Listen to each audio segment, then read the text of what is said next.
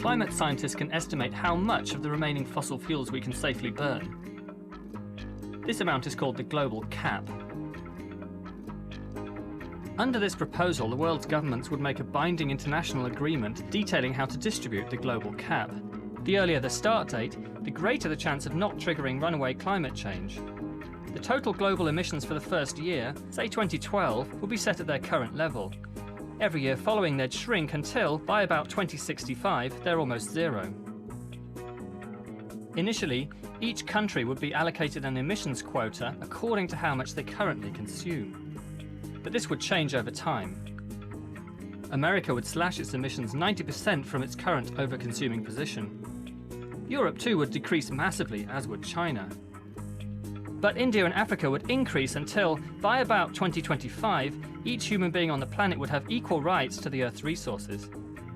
Equity is the only option morally, and also practically, as developing countries won't sign up to anything less.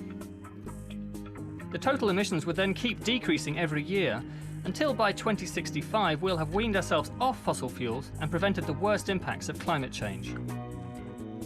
As to how each country divvies up its share to its citizens, there are various options on the table, the most promising of which is individual carbon rationing. Mr. W.S. Morrison is here to explain. If, in the course of the war, we are short for a time of this or that article of food, rationing will give everyone, rich and poor alike, an equal share of all that's going.